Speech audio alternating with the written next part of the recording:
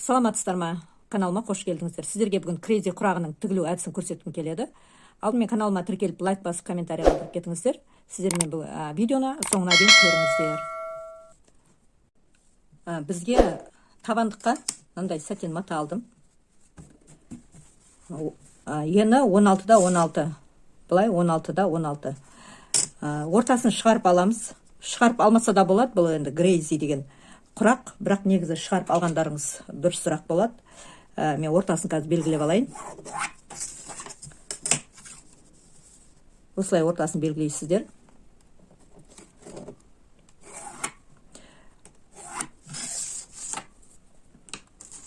Мына осындай ортасын сызып аласыздар. Бұл жерде осындай сантиметрлік ортасы, осындай да осындай, лентаның ені осындай деп айтылмайды негізі, бірақ менде көбісі барлық құрақтар менде ені ленталардың барлығы 3 сантиметрден келеді. Бұл жерде бірінші мынандай цветтен бастауым керек деп маңызды емес, үйлесімін таба білсеңіз болды. Мынаны қоялық дедік, осы цветті мен ортасына қоямын қазір.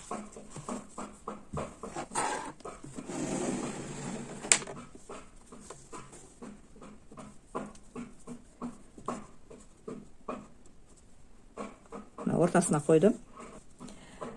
Жегіне қызылды қоямын.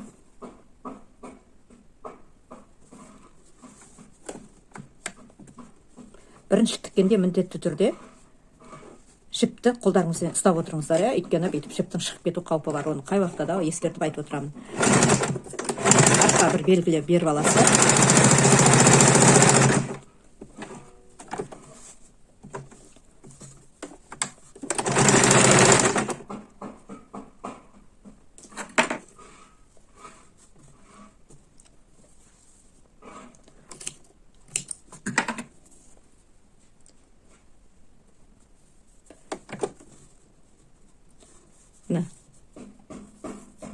Барлық бұл құрақтың өлшемі болмағанмен де бұл жерде маңыздылығы текке матаның түгін бір келкі қылу. Маңыздысы сол ғана. Мінекей, мына жерде қарап отырсаңыздар, мен түзу қойып жатқан жоқпын, қисық қойып жатырмын. Крейзи құрақтың өзінің сәндігі осы да, құрақтарды қисық қалай болса солай жатқызу.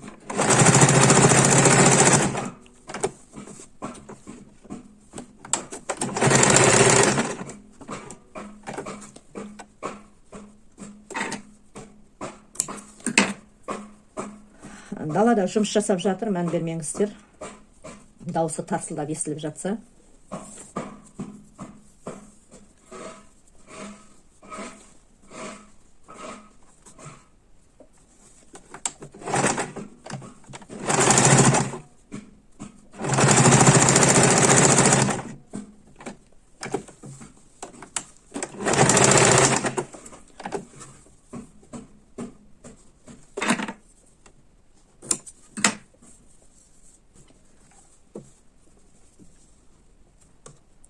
Аны былай қоямын.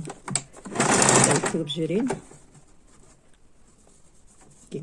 Мындай шықты, енді аны сәл қисайтып былай қарта қоямыз.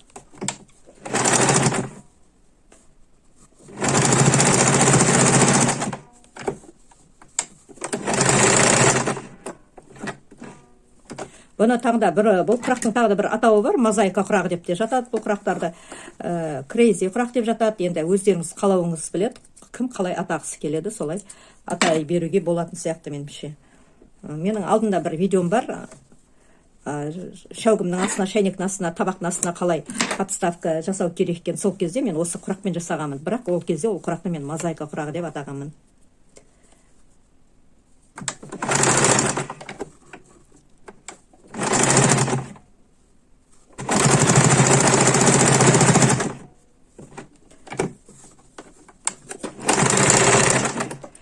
Майда-шүйда қалдық ленталарыңыз болса, тастамаңыздар. Осындай құрақ крейзи құраққа келтіруге өте әдемі. Бұндай құрақтан үлкендеу мата алсаңыздар, мысалы 50-де 50 ғып, жалпақтан 50-де 50 ғып алсаңыз, бұндай құрақпен сіз жастық, шағын шынтақ жастық тігіп алуыңызға болады, әбден болады. Шынтақ жастық тігіп алуыңызға әбден болады.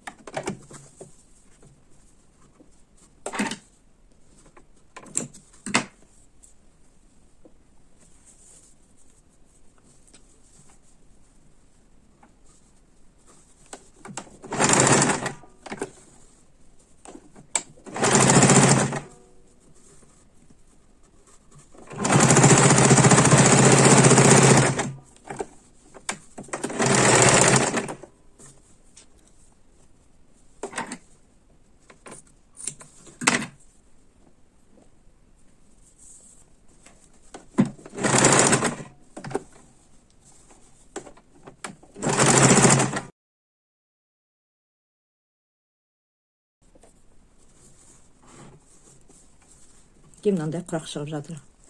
Осындай құрақ өстіп, ешқандай бұл жерде бұрышы мынандай шығып кетті, қисық кетті демейсіздер. Ең оңай құрақтың ішіндегі ең оңай құрақ деп мен осы құрақты айтар едім.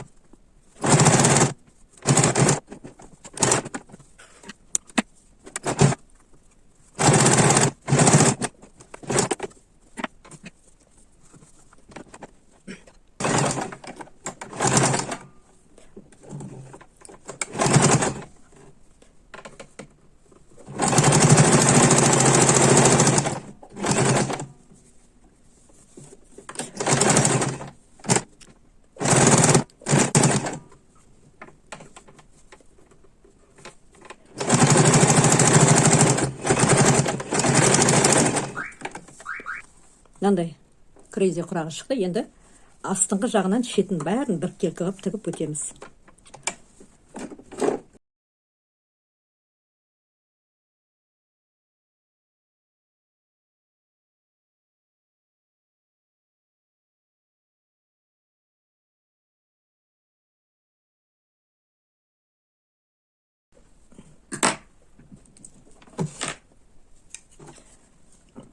Шетінің бәрін қиып өтеміз. Астарынан ұсақ қиямыз. Өйткені бет жағы тегіс болмағандықтан тура қимауымыз мүмкін.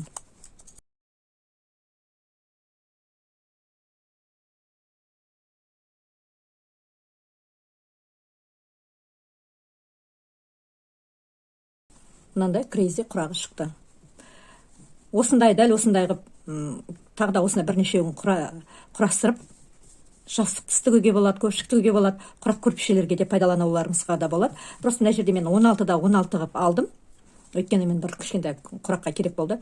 Сіздер 20-да 20, 22-де 22 немесе 40-да 40 қып, үлкен қып ала берулеріңізге болады. Егер де жастық тыс осыдан тіксе, әдемі жастық тыс шығады осыдан. Неғұрлым үлкен болса, кеңітіп алып кете бересіздер. Мынандай қалдық маталардың барлығы жарай береді. Барлық құраққа байланысты, құрақпен біріктірілген көрпешелерге, көпшіктерге осындай крейзи құрағын араластырып тіксе, құрақтарыңызға көрпелеріңіз әдемі түр береді. Астары әрине мынандай болады. Бұл жерде бәрі үзілмей тігілген. Видеоны лайк басып, комментарий қалдырыңыздар. Әрине подписка жасап тіркеліп кетіңіздер. Сіздермен бірге болған мен Серікгүл Медетбайқызы. Сау саламатта болыңыздар. Каналымда видеоларды жіберіп алмаңыздар.